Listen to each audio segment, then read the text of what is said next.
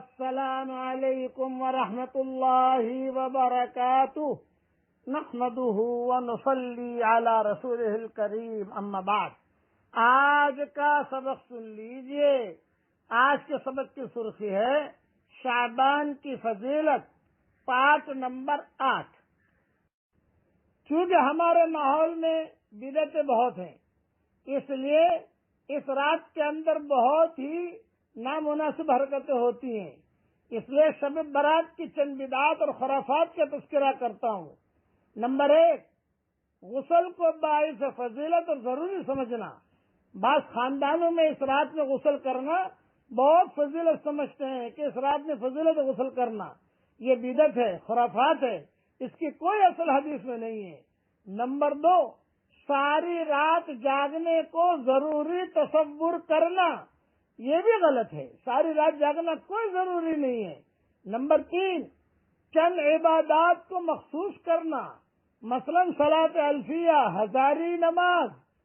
کئی جو ہے باپو لوگ بتاتے ہیں ہزاری نماز، اور کئی باپو لوگ آپ کو بتائیں گے اس میں یا وہاں پڑھا کرو، کئی باپو لوگ آپ کو بتائیں گے کہ آپ کو جو ہے روزی چاہیے تو یہ وظیفہ کرو۔ یہ سب چیزیں غلط ہیں، کوئی حدیث میں اس کی دلیل نہیں ہے۔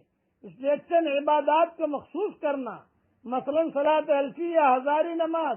نمبر 4، انفرادی عبادات کو اجتماعی شکل میں تبدیل کرنا، جیسے صلاۃ تسبیح سب مل کر پڑھ رہے ہیں وغیرہ اور ایک جگہ جمع ہو رہے ہیں، یہ سب غلط ہے، یہ چیزیں نہیں کرنی چاہیے۔ 5واں، مردوں اور عورتوں کا مخلوط دینی اجتماع کرنا، یہ بھی نہیں ہونا چاہیے۔ 6واں، حلوے مانڈے ضرور پکانا، جب 15ویں شب میں حلوے بنائیں گے، پکوڑے بنائیں گے اور یہ کھائیں گے اور بھیجیں گے دوسری جگہ، اس کو ضروری سمجھنا، یہ ہرگز نہیں کرنا چاہیے۔ 7واں، آتش بازی اور چراغاں کرنا، روشنیاں کرتے ہیں قبرستان کے اندر جو روشنیاں کرتے ہیں۔ ہم جب نظام الدین میں ہوتے تھے تو وہاں جاتے تھے تو پورے قبرستان میں 15ویں شعبان کو یعنی چراغاں ہو رہا ہے، یہ بالکل جہالت ہے، اس کی کوئی حقیقت ہماری حدیث میں نہیں ہے۔ نمبر 8، بیوہ خواتین کا اپنے مردہ خاوندوں کے لیے بن سنبھل کر بیٹھنا، یہ بھی غلط خیال ہے قوموں کے اندر۔ بیوہ ہو گئی تو کہتے ہیں کہ آج رات کو میاں آئے گا، دلہن بن کے بیٹھ جاؤ۔ اب وہ اچھے کپڑے پہن کر، اچھی عطر وغیرہ لگا کر، زیور پہن کر اور خوشبو لگا کر وہ بیٹھ جاتی ہے کہ میاں آنے والے ہیں، یہ غلط ہے یہ ساری چیزیں۔ اسی طریقے پر مردوں کی ارواح کے آرام کے لیے گھروں میں بستر لگانا، یہ بدعتیں بھی ہوتی ہیں۔ گھر کو بہت صاف کریں گے اچھی طرح، ارے آج سارے مردے آئیں گے یہاں، یہ سب غلط ہے۔ 10واں، قبرستان جانے کو ضروری سمجھنا، یہ بہت بڑا دھوکہ ہوتا ہے۔ قبرستان جانا کوئی ضروری نہیں ہے، یہ بھی بدعت میں، اس کو ضروری مت سمجھیے آپ۔ 11واں، ایک دوسرے کو مبارکبادی دینا، 15ویں شب مبارک، 15ویں شب مبارک۔ ہمارے یہاں جو ہے فرائض کا تو اہتمام ہوتا نہیں ہے، ضوابط کا اہتمام ہوتا ہے، ایسی چیزوں کا، اللہ کے احکامات کا تو اہتمام ہوتا نہیں ہے، لیکن ایسی میٹھی میٹھی باتیں آدمی کو اچھی لگتی ہیں، اس کو چلانا شروع کر دیتا ہے۔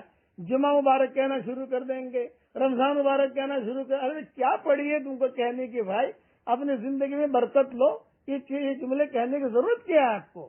اللہ تعالی ہمیں شریعت پر عمل کرنے کی توفیق نصیب فرمائے۔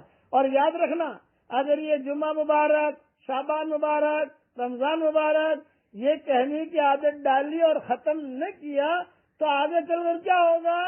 فجر کی نماز مبارک، ظہر کی نماز مبارک، عصر کی نماز مبارک، مسلمان مبارک لفظوں کے چکر میں رہے گا اور مبارکت اس کے گھر میں آئے گی نہیں۔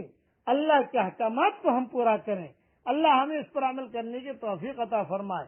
اب پڑھ لیجیے میرے ساتھ، سبحان اللہ و بحمدہ عدد خلقہ